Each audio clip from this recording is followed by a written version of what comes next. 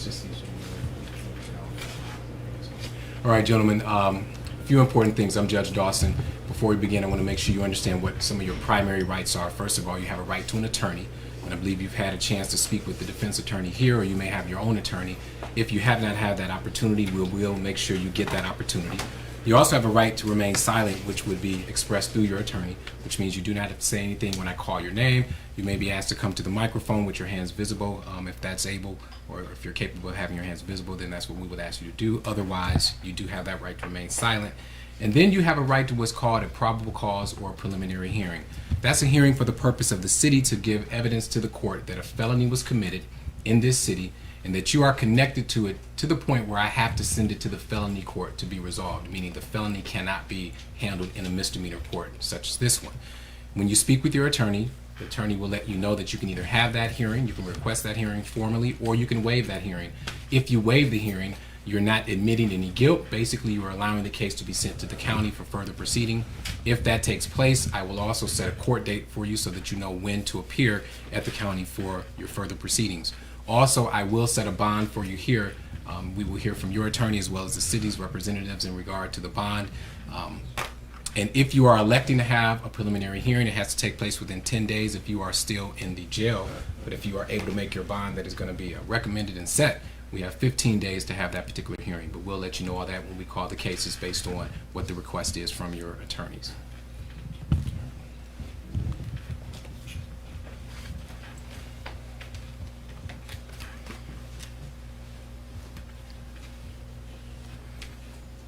First case is 18 CRA 01163, the City of East Cleveland versus Ronald Newberry. Good morning, counsel. Good morning, Your Honor. For the record, K. Ranke, 216-374-7660. Thank you very much. I have here two counts. The first one is a violation of 2903.01, a charge of aggravated murder. And then there's a second 2903.01 charge of aggravated murder.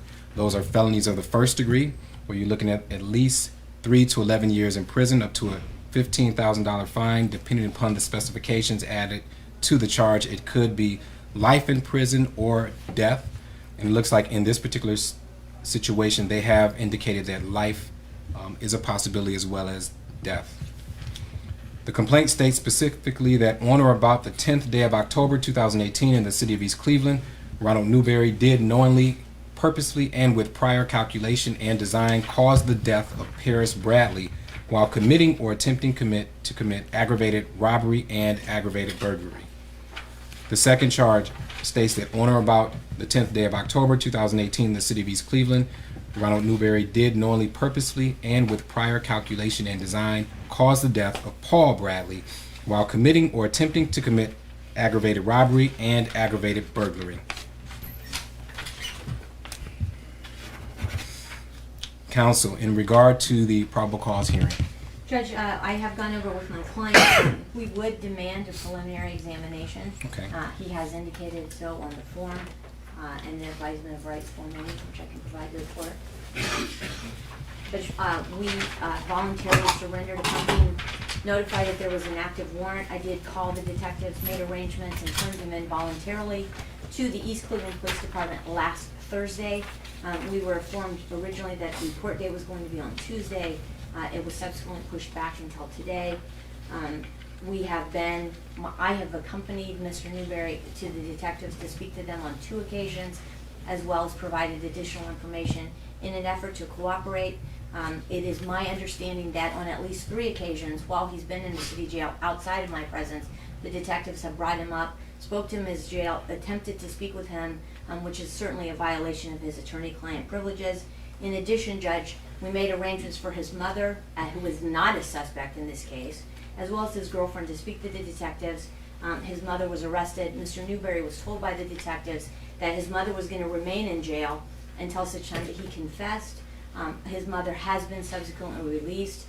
We are demanding a preliminary hearing, but I would ask for the record that there be no contact with my client outside of my presence by any law enforcement.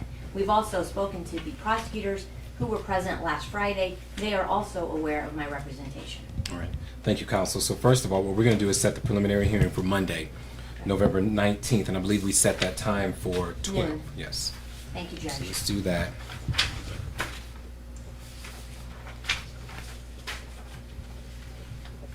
And Counselor, appreciate your cooperation and the involvement that you've been, the steps you've taken to make sure that your client has been presented to the East Cleveland Police Department, so I appreciate that. And I don't think it's unreasonable to make that request on the record and even in the presence of the court, that there be no contact with your client. So I do understand that. I'm sure the city understands that at this point. So we should not have any more problems in that regard. Detective or Madam Prosecutor, to the issue of bond. Hi, Your Honor. I'm sorry. Good afternoon. For the record, Detective Joseph Marche, City of East Cleveland, assigned to major crimes in the Detective Bureau. For you, Ronald Newberry, black male, 23 years of age. We're not going to put his address out today. We're also not going to put any evidence out there today due to the fact that there is media here. Detective's bond recommendation is $5,321,770 cash surety, and that number is significant to the victim, Paul Bradley. Counsel. Judge, for the record, based upon the charges, I would leave the issue of bond to the discretion of the court. Okay.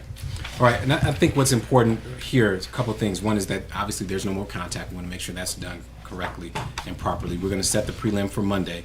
And because of that, I think the bond recommendation, I don't see an adjustment that I would make that would make a big difference as far as Mr. Newberry being released today. So I will keep the bond set at the $5,321,770 and set the preliminary hearing for Monday at 12 noon. Thank you, Judge. I just will ask to raise the issue of bond again after the preliminary hearing on Monday. Absolutely. Thank you, Judge. Thank you very much. Thank you, Your Honor.